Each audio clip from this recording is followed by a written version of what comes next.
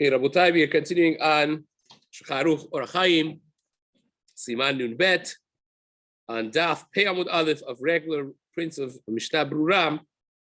And Maran said, basically the gist of what we said so far is a long Seif. The entire Siman is one Seif, that a person that comes late, Chas v'Shalom, to the shul, you skip certain Mizmorim, and we mentioned that the minimum that a person could say Sha'ar Tshuva brings is Baruch Shamar Ashrei and Ishtabach, because Baruch Shamar is the first bracha, Ishtabach is the last bracha, and the Pesukei Zimra would be Ashrei. Right? We mentioned also that perhaps the fifth Hallelujah is also super important, so you don't want to miss that one. And if you have a little bit more time, you say third and fifth. If you have more time, you say the five Hallelujahs before saying Baruch David or Az Yashir, because the Pesukei Zimra mainly is Ashrei and the five Hallelujahs, and then the other ones are additions, as Sefer Eshkol mentions. Now Maran writes, Ve'achar kach yishtabach, and achar kach yotzer v'kriyat shema u'brachoteh, which means once you start the Kriyat Shema, you cannot skip anymore. Now the Ramah added, if you have a little bit more time, you say Hodu, and you say Rachum Echanun. You say certain parts of prior to Baruch Shabbat, what we call the Korbanot and Hodu. Now the question, of course, is, and we're going to discuss this a little bit more inside, but if you have some time, but not enough time to do Korbanot, Akedat Yitzchak, Vayitpalel Hana, the Braita of Rabbi Ishmael, right? Plus Baruch Shamar, are all of those. Which one is more important? Is it more important to say Vayivarech David and Az Yashir, or is it more important to say Hodu and the Korbanot prior to Hodu? Which one is more important, right?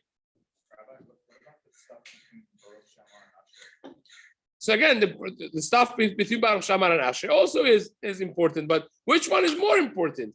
Should I skip those, the Mizmor LeTodah, and so on, and catch Hodu, or for that matter, the Parashah of Tamid and the Parashah of Ketoret, or should I just catch those and Vayivarech David, right? I can't leave. So what? Which one is more important? Which one is more important? So the Ornetz Yon says the structure of Tefillah is very important. So hence, if you don't have enough time, he says more important to skip those things that you could easily skip and say the structure of the Tefillah. In other words, say Parashat HaKetoret, Parashat HaTamid, only the Psukim, not the Tanu Rabbanan, the Braitas necessarily. Say Hodu until, I say Shema, right? The Pasuk of Shema, that's prior to Hodu, because that's also important. And say perhaps Ana Bekoach quickly. And then say Hodu until the part that they used to say in the Beit HaMikdash. Not the whole Hodu was said in the the Beit HaMikdash, but until Shiru, that's where we said it. So in other words, when you start Hodu and you go on, it would be in the middle of the first paragraph, basically, is where it switches the psukim al tigeu b'mshechayul v'yayal tareu, and then it says shiru l'Hashem kol haaretz. So until u'in v'yayal tareu is more important, you say that, and then you start Baruch She'amar, and then you skip to Ashrei and the 500 Lukas and Ishtabach. That would be more important, perhaps, to just emphasize the importance of some parts of Korbanot and some parts of, the Hodu, at least. Those are the important parts that you want to not skip. You want to make sure that you're saying them before going to Pesukei Zimra. So it says the Mishna Berurah over here.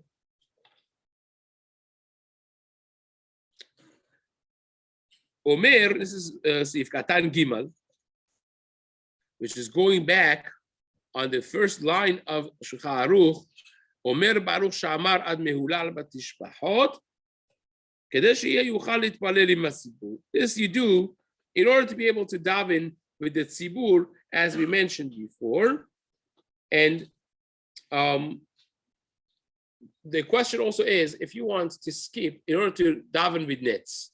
In other words, like today we daven almost with nets, but imagine if you have a few minutes short, you want to skip a little bit in order to be able to daven mamash with nets, right? Now, nets by itself is very questionable. When is exactly nets is not necessarily a simple question to answer, because you have at least three shitas of when it's nira al ha'arim, or when the ball of sun starts hitting the horizon, or when the entire ball of shemesh, of sun, is outside, standing over the horizon, which is 2.5 minutes later, 2 minutes and 40 seconds, whatever it is, later. So that by itself is questionable. And also, like, you have, let's say Los Angeles is a very, very wide city, one of the largest cities, and it's pretty wide on the map of the world.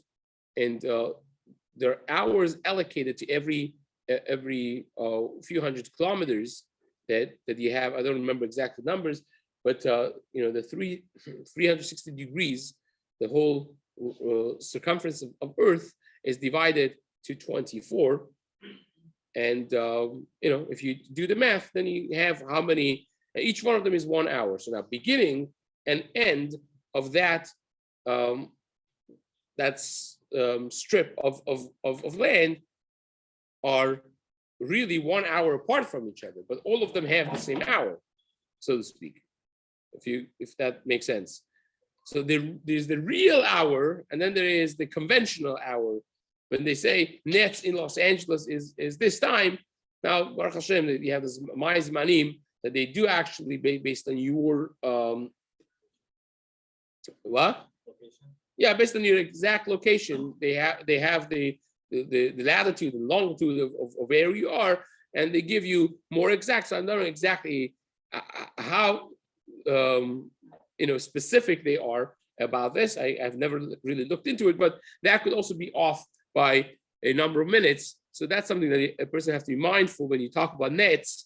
Is perhaps better to do it later than earlier, as Matzliach Mazu says in Shelot Shuvot Ish Matzliach Siman Tetvav, that perhaps it's better to do it later, because if you daven before nets, it's b'di'evet. If you do afterwards, after nets, it's just not nisva min hamufchar, but it's not considered b'di'evet. So that's something to be mindful, which is not really our topic now, but it's an important parenthesis to be said once we discuss this halacha. But the question of whether or not you're going to skip in order to daven with nets is also discussed in the Acharonim, the same Shelot Shuvot that we just mentioned right now from Ish Matzliach and Siman Tetvav. He says that it's better to daven with nets, even though that you have to skip some of the parts, because tefillah with nets is nevertheless a mitzvah min hamuvchar. So do it if you could do it, but if you could wear your talit and tefillin at home, and then during the way you walk to the shul or drive to the shul, you're saying those parts, and you won't skip. Of course, a person should do that in order to prevent skipping as much as possible, right? You don't want to damage your tefillah, so to speak, by skipping it, especially now that we learned about the Kaf Chaim and how he views skipping. And he says better to daven be yahid than to skip. So therefore, even though that we don't necessarily go follow the Kaf Chaim because of the fact that Ben Ishchai, Tzion, Chaim, many others disagree with him, but nevertheless, it's something to be mindful. So says the Mishna Berurah,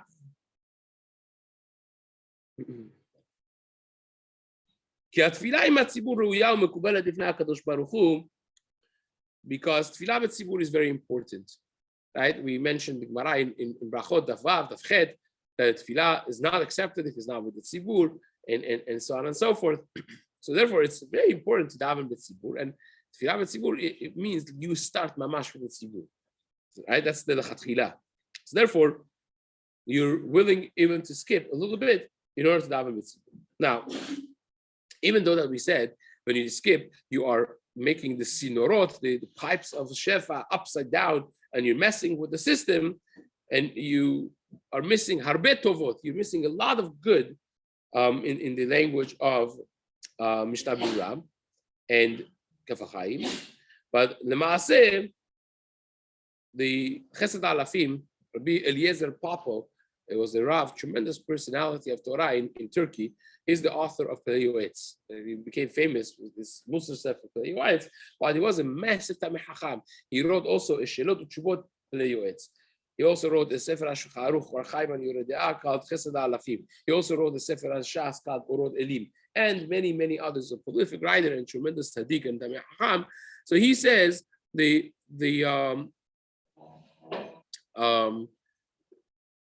parts of tefillah, imagine in your mind that each part of tefillah is a bag of cash, right? A bag of coins, gold coins, and you're counting those. You don't want to miss any of them. But at the same time, tefillah b'tzibur is like a massive box, a treasure box, right? So you're willing to maybe forego some of those bags of cash for getting the treasure box of davening b'tzibur. So that's it's not a disgrace to the parts of tefillah. They're very important, right? They're bags of cash. Each one of them were gold coins. But nevertheless, sometimes you have to have your eye on the prize and realize that it's super important to daven b'tzibur. So, that's what the pasuk says. You know, kitov sachra mischar kasef. You have to sometimes imagine in your mind something that's tangible that you would do that, right? I tell people oftentimes, like, if I would give you every day $1,000 cash upon entering 6 o'clock to the Gemara shiur, would you not do it? The honest ones, the honest, they say, we'll do it. Even the rich guys, right? They say, well, why would I wake up early for getting $1,000? Imagine $20,000 a month. That's a good side income, right? It's not bad, right? So then I tell them, look, Bemet, think about it for real. Like, it's not, you get eternity with one amud of Gemara.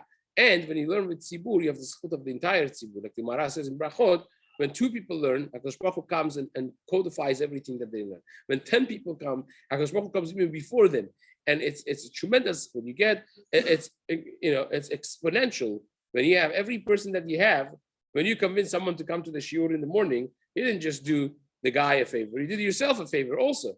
Because now, when you sit and learn together, you get his chuyot as well of the learning. Aside from the fact that you get royalty for him coming, because he wouldn't come without you, you get also see how it's coupled up, right? You also get a bigger schut for your own learning, because the learning, the Gemara says explicitly that when 2 people learn, and 5 people learn, and 10 people learn, each one of them is a different level, right? That means the learning of each one of them is a different level.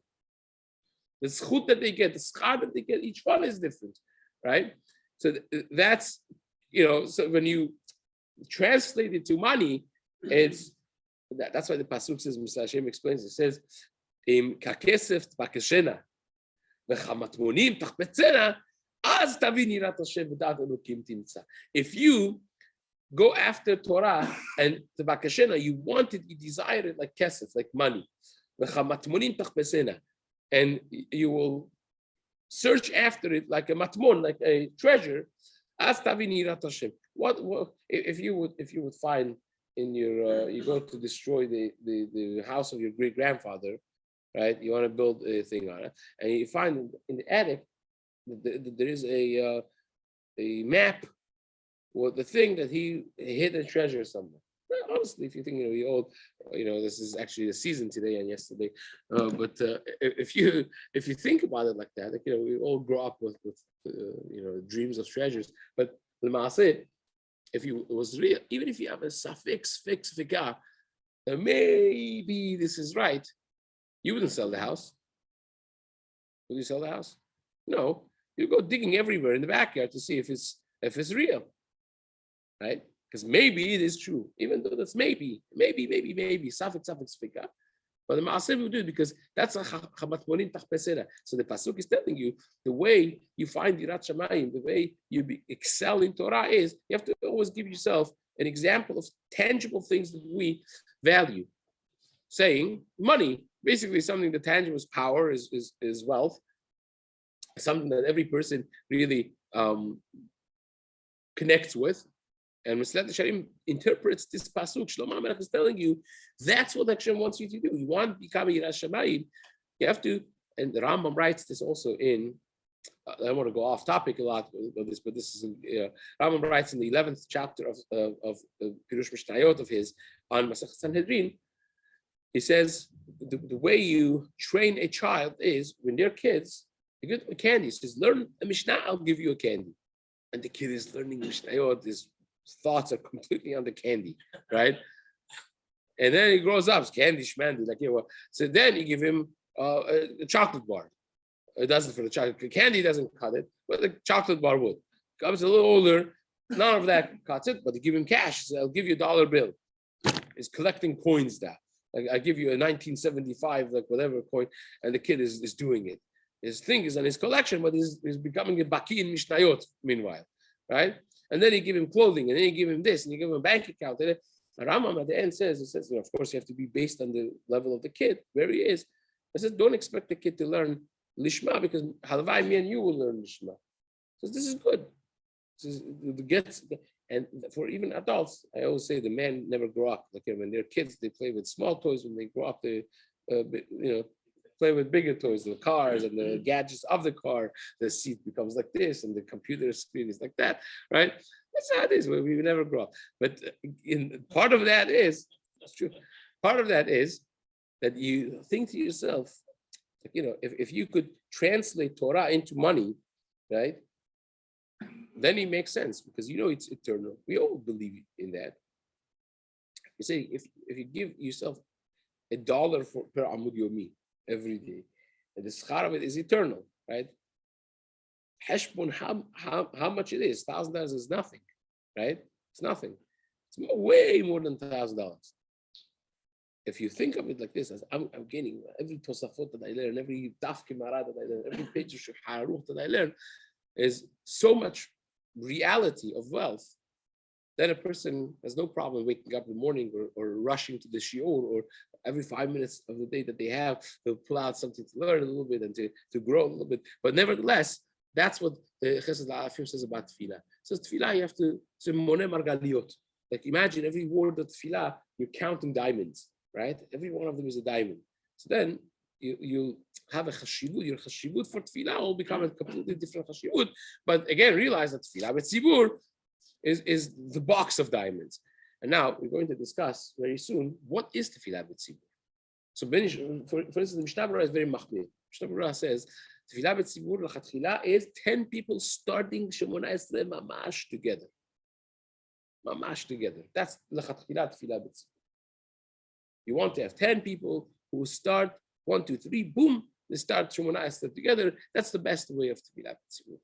Now, if you didn't get that, as long as the majority of your tefillah is with tzibur, also is considered tefillah tzibur. There, Chobadia discusses if somebody davens with chazarat sheliach tzibur, is that considered tefillah tzibur? It's not. He says it is. He holds this, but again, these are different levels, of course, of tefillah tzibur. It's not necessarily the same. All of them the same level.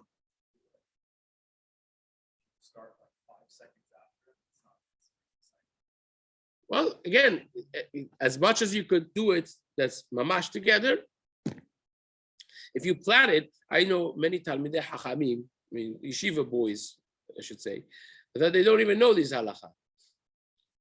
They're not careful. They could, but they are not specific about it. If you're a little planning, you could do it, right? You plan it a little bit. That you try to start with the shaliach tzibur.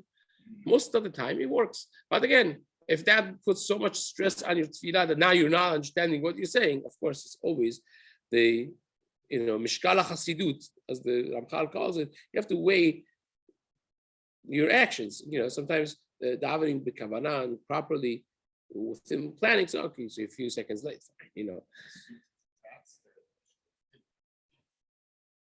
Yeah, correct. Again, that becomes part of the challenge. Sometimes you have to start a little bit earlier. Or sometimes, for instance, sometimes for the rabbi, the rabbi or the gabbai of the shul, it becomes very hard because they have to take care of the things prior to the tefillah. So for them, the smart thing would be before they come to shul or before they come to teach Talmud Yomi, they have to say korbanot and parts of the hodu and stuff like that. This way, the stress and the challenge is out because they've said it already beforehand, and you have a head start. Or someone, I know people who at the end of the shiur, 5 minutes before, they already start in the corner somewhere that doesn't disturb the people. They put on their talit and tefillin. They start a little bit as they're listening to the shiur, that this get a head start. This way, they time themselves how much it takes them and how much it takes usually the tzibur, and they do it in a way that matches their speed, and they could start together. So, I have FOMO when it comes to very good, yeah. This is a generation of FOMO.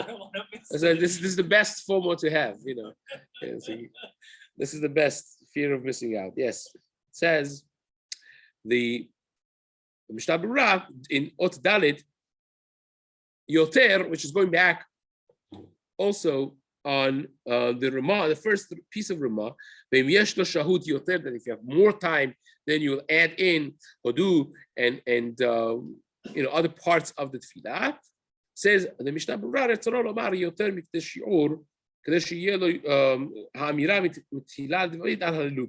if you have more time than saying Ashrei until the end of the 5th Hallelujah, so Ashrei and the 5 Hallelujahs are the main part of as we mentioned, right? But if you have more time, then you say Hodu. That means if you have time more than saying Ashrei and 5 Hallelujahs, now you deciding between Vayvarech David or Shirat Hayam and Hodu. Hodu comes first, says the Mishnah Berurah, right? The 5 Hallelujahs plus Ashrei are the main parts of Sukkot Zimra, and that's what seems from Chacham Obadia as well, right? And also Rav Pe'alim, the Ben Ish Chai, that we mentioned before, who sets up a set of priorities. Here also, he puts Hodu before the Hallelujahs. In other words, Ben Ish Chai is a little bit more machmir. Ben Ish Chai puts a Hodu before even the Hallelujahs, but Chacham Obadia doesn't agree with that because it says that's the Ikar part of Sukkot. You don't want to skip Hallelujahs on account of Hodu. So if you have more time than saying Ashrei and Hallelujahs, then you say Hodu, but Hodu is before for sure, before Vayvarech David. And that people, most regular uneducated people, you ask them Hodu versus Az Yashir. They say, what do you mean? Az Yashir is, but in truth, it's not true. In truth, or people would rather skip Hallelujahs because they know they could skip the 1st, 2nd, and the 4th Hallelujah. They skip that to say Az Yashir. Not true, right? Or skip that to say Hodu. Also not true. According to Chacham Obadia. No, it's a Hodu until the Shiru that we mentioned, right? You want to say Hodu until the part that they said Al Tareu, which is the part that they said in the Beit HaMikdash, right? So that's the basic thing. And it says, let's just finish this one piece over here. The Katav HaMagen Avraham says, the Amirat Vayvarech David ad l'Shem Tifartecha gam ken kodem lehodu l'Hashem. Magen Avraham says that Vayvarech David until the first few psukim, when we say l'Shem Tifartecha, that also comes preceding. Basically, it's more important than saying Hodu. In other words, if you want to see how many psukim it is, it's not a whole lot. When you say Vayvarech David, having the sen lechol lerosh, ve'asher v'akavod minefanecha, v'ata moshe b'kol, v'yetcha koch v'rav, v'yetcha l'kadecha, l'shem tifartecha, and that's where it is, right? So it's not a whole lot of psukim. It's about 6 or 7 psukim until v'yivarechu shem kevodecha u'romar kol bracha u'tila. That's before that, and then you say Hodu. Says Magen Avraham. Aval lo kodem Hallelujah, but even that does not come before any of the Hallelujahs, even according to Magen Avraham. So the question is Hodu first for the first few psukim of Vayvarech David, but the 5 Hallelujahs, even the 1st and 2nd and the 4th, that people think they're not important. They're more important than anything else. Because when you talk about Pesukei de Zimra, is the bracha Baruch Shabar is Yishtabach, and then the main core of what's called Pesukei de Zimra is Ashrei and the 5 Halelukas. The rest of it, the more you have time, the more you add. And the organization of that is a little bit of a machloket. Does Hodu come first? Magrav says no, first say then say Hodu, and so on. But the core, which is important to say it and to sing it and to say it b'kavanah, is Ashrei and the Halelukas. B'ezrat Hashem will continue this in this.